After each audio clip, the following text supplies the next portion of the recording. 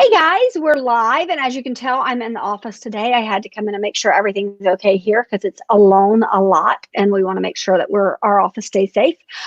We're on episode 26 of Small Business Connections, and that's really exciting because I feel like I just started this yesterday. So it's kind of nice, 26. And one of the things that's really exciting is yesterday we pulled the audio from every one of the videos that we've done so far, and those should be going up live on, or not live, they should be going up on iTunes and anywhere you get your podcasts, including Alexa. So in the morning you can say, Alexa, I want to listen to Ann talk. Oops, sorry, Alexa. She's lighting up over there. Also, let's talk before we get started. I want to talk to you a little bit about Burgers and Bands. We did have to cancel our May event. That means that the $100,000 we thought we would raise to go back into the schools for mental health initiatives is not being raised. So we're trying to come up with some clever ways. We had somebody reach out to us yesterday saying they'll do a fundraiser for us virtually, and we're going to do that. But really, we need your donations. And I'm going to tell you the easiest way to donate, which is to go to burgersandbands.org. burgersandbands.org, and just make a donation. You can make a $5 donation that goes every month. That's something that you can do, or you can make a larger donation. And one of the things that we have seen, we did get a donation for $2,000 in memoriam for someone who lost their daughter to suicide. And I think that was a really great way to honor her. And what we've done is actually we've given the grant to her child's school. So that's something that you can do if you know somebody and you'd like to make a in memoriam donation. We will accept those as well. Now let's go on to what we're talking about. So we're YouTube today. We're on YouTube, we're on Facebook, and we're on I always forget the third one. We're on YouTube, Facebook, and Twitter. So if you're watching me on Twitter, I'm so sorry I forgot about you guys. And if you're not watching me on Twitter and you're watching me on YouTube, you may be my favorite people because I need more subscribers over there. So please go and subscribe. We'd really appreciate that. And start a watch party on Facebook. That helps us out a lot too. So now that I've done all my begging, let me get to Keziah Robinson. Hi, Keziah. How are you? I'm good, and it's Cassia. So I know. Right. Yeah. Trust me. I think I'm so used to it, but I just I'm like, just so you know, Cassia. Keziah. Well, thank you. Yes, I've been saying it wrong the whole time, so thank you. And we're going to talk about basically what we're talking about is going from busy to productive. Mm-hmm. And I think, to me, this is like really personal because I have this thing where people say, how are you? I talked about this yesterday. How are you? And I say, busier than ever, right? Busier than ever. And I've tried to stop myself from saying that because I do know, first of all, it's horrible. Nobody wants to hear that. And secondly, I need to not be busier than ever. I need to be, more productive and have more time. And so you're going to help us do that today. So can you tell us a little bit about yourself? Yeah, I'm a business coach. I'm out of the Boston area, but I have clients all over. I work mostly with small business owners, everything from solopreneurs to people running businesses with up to about 100 employees. And I specialize in what I kind of call I would say like the technician who's now found themselves with 10 employees or 20 employees. So often my clients are people who are really, really good at doing a job. And then they went out on their own and then they started building a business and they just find themselves all of a sudden having a bunch of people who work for them and not really knowing how to grow beyond the boundaries of themselves. That is a really good thing to specialize in. For me, I read that book. I read the E-Myth Revisited. Yeah. And it was game changing. And it is the kind of book I tell people all the time. I feel like Oprah because I'm always giving that book out. Mm-hmm. I buy it for myself again because I always want to have a copy here. And then I see somebody, I'm like, oh, I have to give you this book. And then I buy another copy for myself. So I'm like, you get a book and you get a book. And I use parts of that. So I'm like honestly, I will steal anything from anyone. So I use parts of the E-Myth and it is a great book. And I use parts of a lot of other books that have different pieces. So it's, I highly recommend it. Well, and I think, it's a great book, but I don't think people can just read the book and then change it. Right. Some people need help. I mean, a lot of people need help, and it's nice to have somebody on their side who can say, no, no, no, you're being the technician again. Let's work in your own, on your business. So, so today like I said, we're going to talk about going from busy to productive, and we're talking about energy vampires, right? And things that suck your energy. So what tasks or relationships or whatever. So talk a little bit about that. Absolutely. So one of the things I find so ironic when we talk a lot about self-care and there's all this stuff is it actually takes energy to invest in yourself, right? It takes some energy to negotiate, especially for those of us who might be working from home and unexpectedly now. It takes energy to negotiate for the space to do yoga. It takes energy to commit to making a change that is good for you, that is energizing and is part of self-care. So one of the things I really like to look at is let's just stop draining the energy first. And I have clients do a matrix where they look at how much energy they invest in various tasks and relationships, and they look at whether it's a positive or a negative experience. And there's always a few things that people have just convinced themselves they have to do it. Not only does it have to be done, but they have to do it. And same thing with relationships. I often get this with clients. They're like, oh, I have this terrible client, but I can't, what am I going to do if I get rid of them? And I'm like, get some better clients, right? You can, right? So what's, like, I don't know. What would you like to do at that time? So that's where I kind of really like to help people cut the drains and the vampires first, and then start talking about where they're going to reinvest that energy. I love that. And, we found here, it's scary. It's scary to cut a client. And often it's a client who's paying you a lot of money, right? It just is. Often the client who is really a pain is also the one that you're like, oh, but do I want to let go of that money, right? But what we have found is every time we do, we get not just another client who will pay us as much, we get another 2 or 3 clients, right? Because we're not focused on that. We're not having our energy sucked, right? So it is worth it. But also, there are tasks that we do that we don't need to do. And you're going to talk about outsourcing. So this is so important. And too many people think they can't do it. Well, I mean, the most classic one is bookkeeping.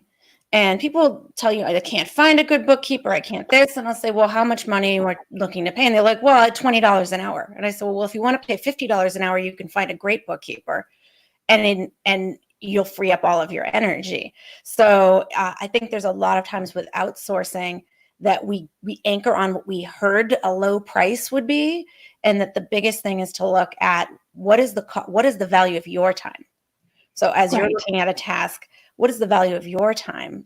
What is the value of your energy? And often you start to see how it's worth it to pay somebody who's a specialist more money, and you'll make more money in return. So outsourcing is often one that people are looking so much at the dollars. And I'm like, it's kind of like you'll see them do it in their home too. Okay, well, my income might be down, so I'm going to fire the cleaning person. And it's like, well, do you want to spend 3 hours every weekend cleaning your house? Is that a good use of your energy, of your time in terms of return? Probably not. So it's better for you to spend that money and continue to have somebody come and take care of, your gardening or whatever the things are that you don't enjoy that are those energy vampires.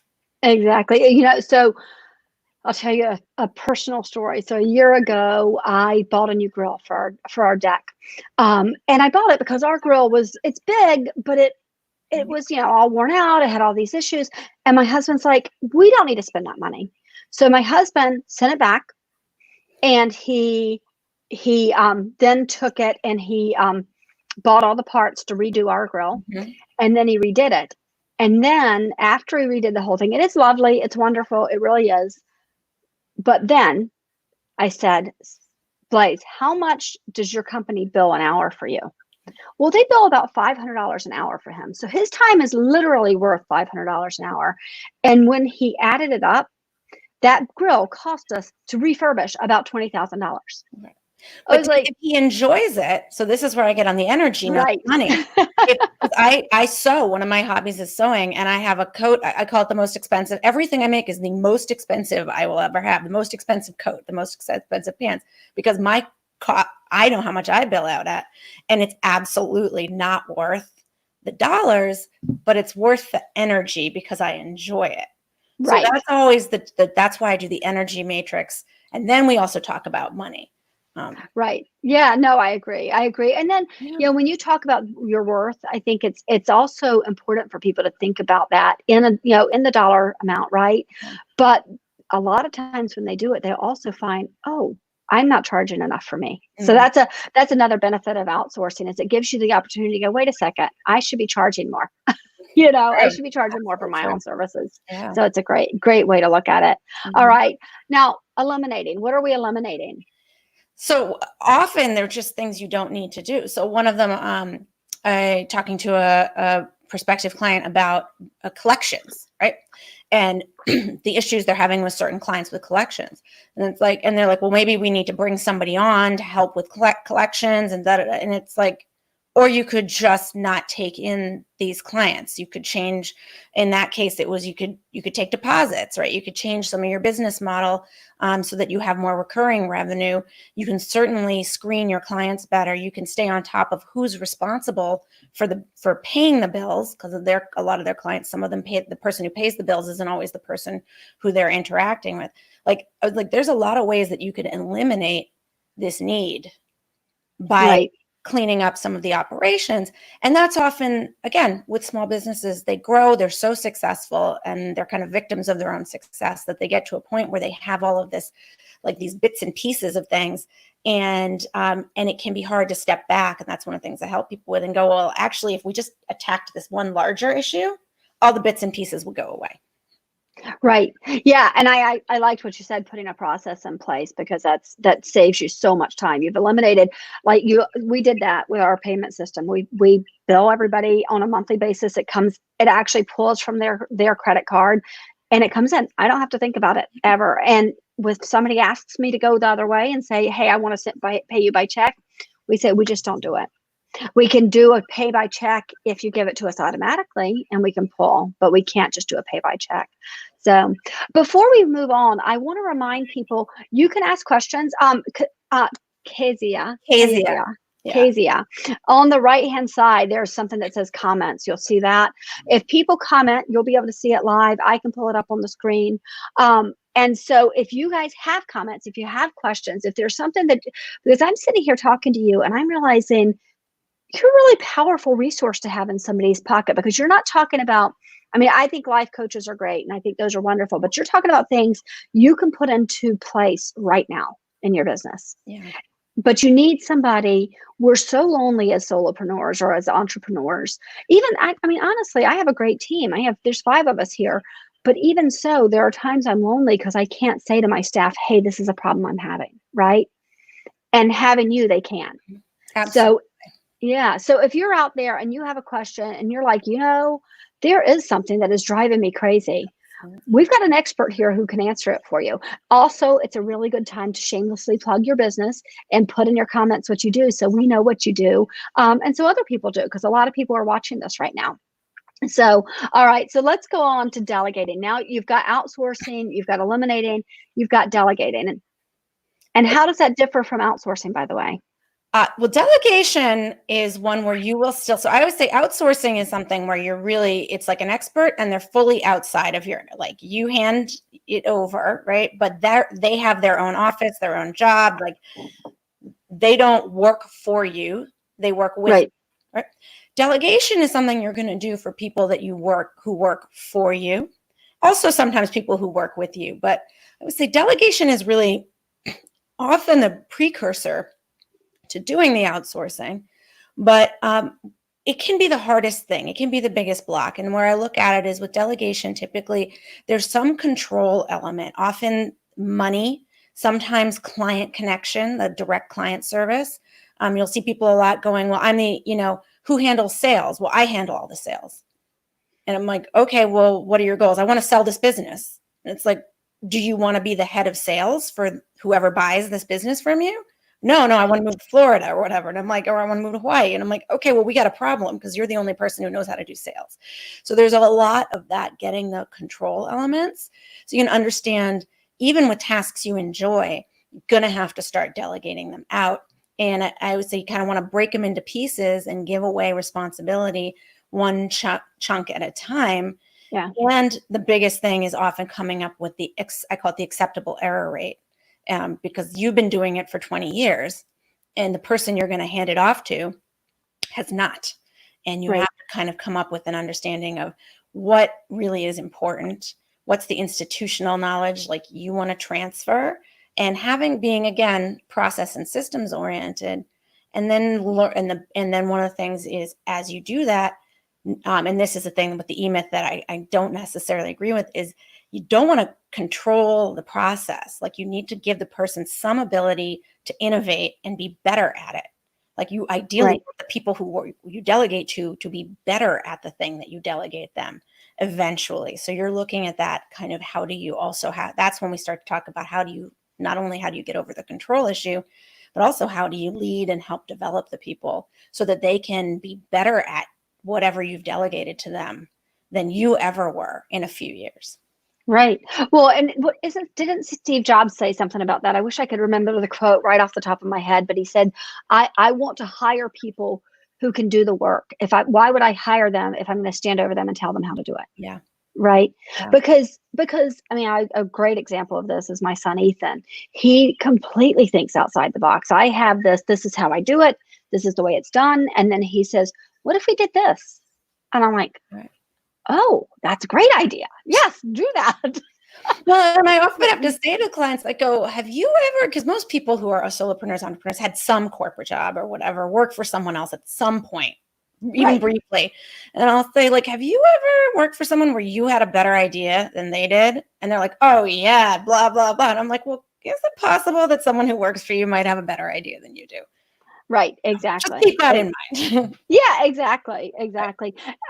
Yeah. So, and we talk about this a lot here in our office. There's never that's the way we've always done it, Mhm. because we move very quick. We've got I'm the CEO and Anastasia's the COO, and we're both fly by the seat of your pants kind of girls. So if somebody comes up with an idea, we're like, yeah, let's do that. Let's do that. So it's something really big. All right. So let's talk about reinvesting, because this is something I haven't heard people talk about.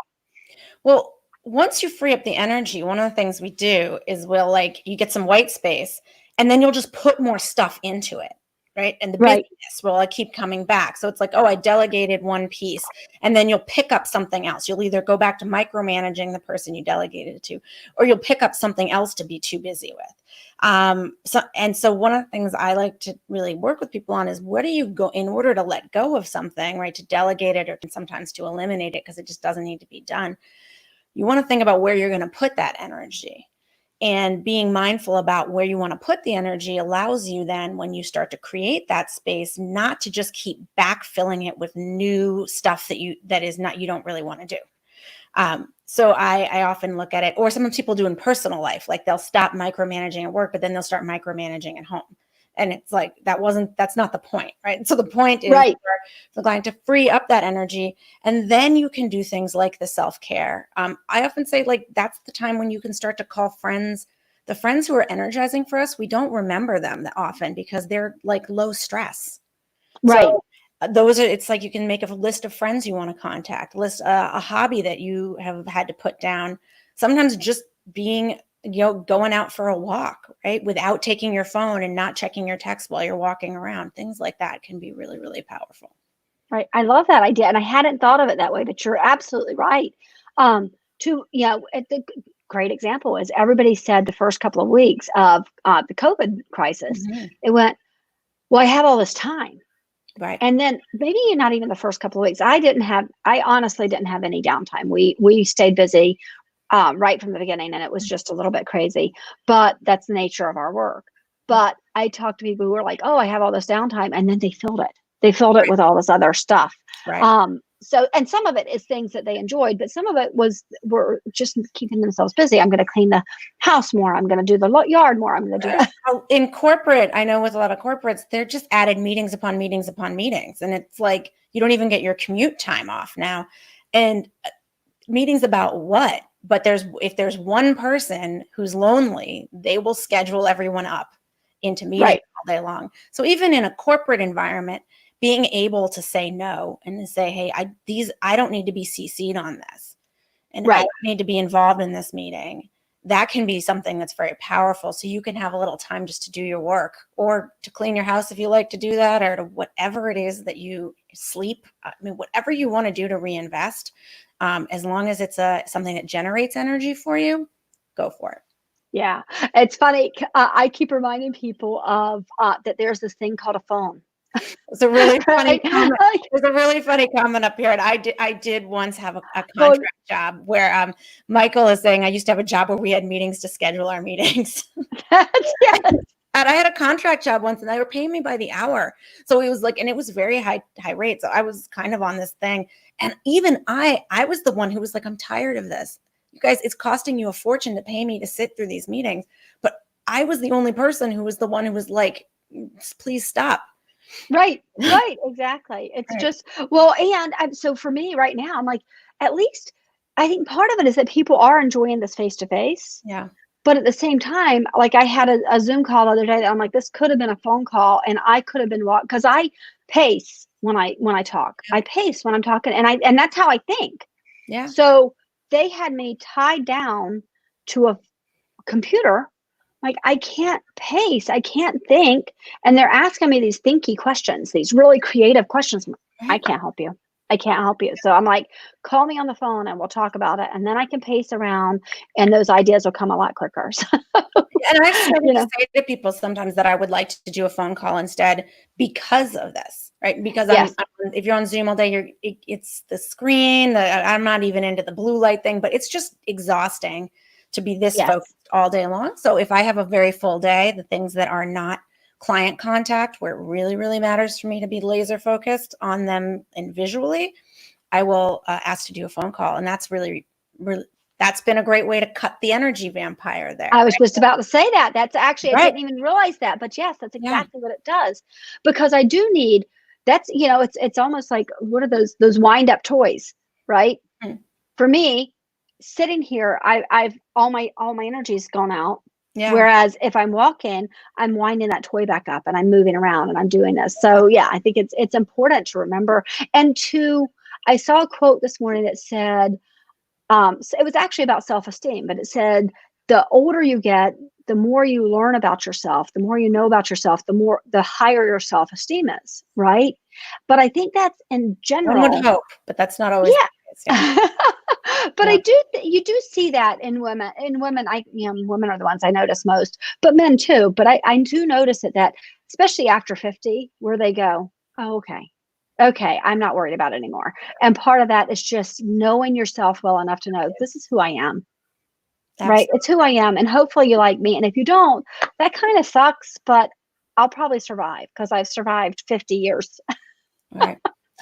Well, that's why sometimes, like when, like coaches are not therapists, there's a distinction. And obviously sometimes people bring things up where it's like, you need to go to therapy first and send back. But I do find a lot of times that when we're bringing stuff, when things come up that are issues with the delegation or the outsourcing, the energy vampires, letting go of a difficult client, that those have these other elements. And so it's one of the reasons why I try to knock off all the stuff, the practical elements, and really get the reinvestment going. And then if somebody's still resistant, then I have some other tools, which actually ironically often involve moving around, because that gets you out of your thinking brain and gets you a little bit more into like your creative space.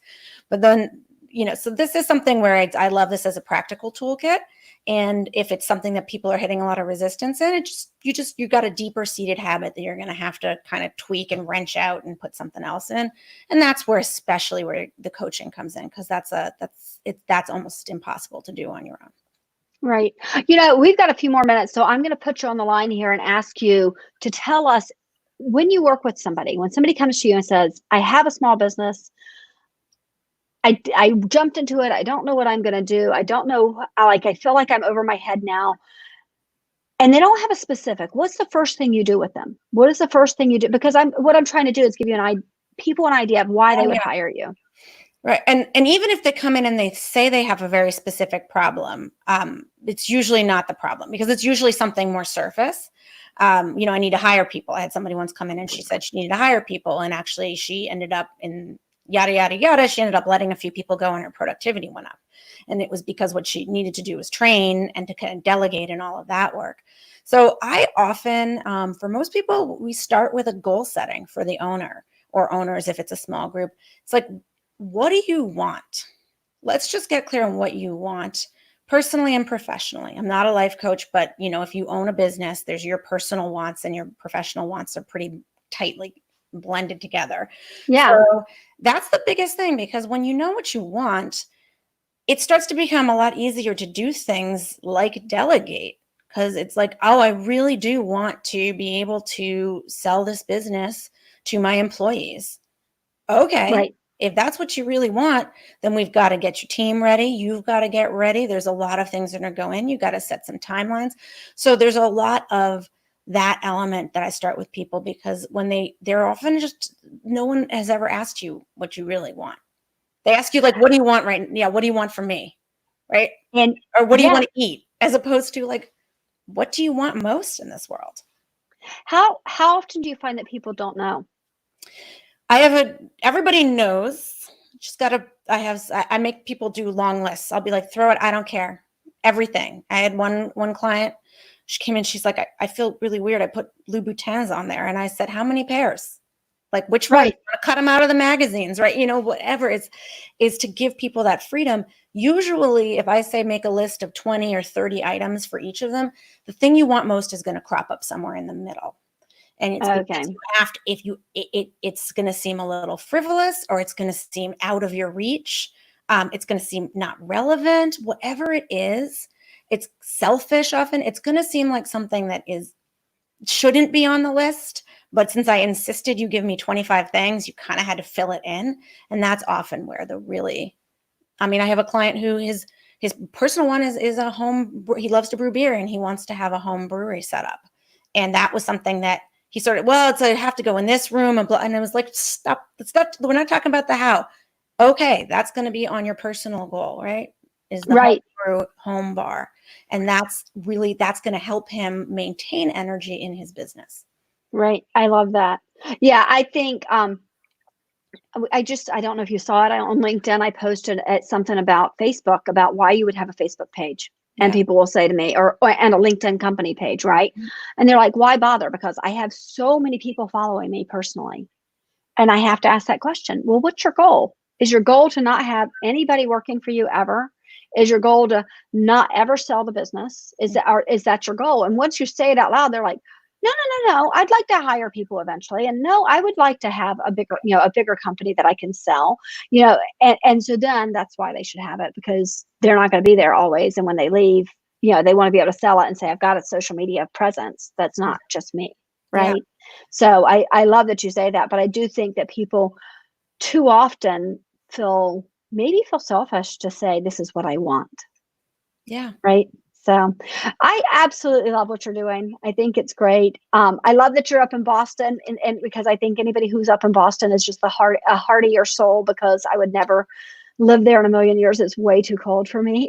I lived in LA for 10 years and I swore I was not moving back. And then I decided it was the right thing to do. But yeah, your blood gets thicker up here to put up with. Lost. Oh, it's miserable. I mean, it's beautiful when it's beautiful, but the rest of the time we had snow on over the weekend. So that's great. Yeah, I saw that. That's nuts. Yeah. So that's nuts. Well, oops, hold on. That's my phone ringing, of course. Well, I'm glad you can. I know everything's so, crazy right now.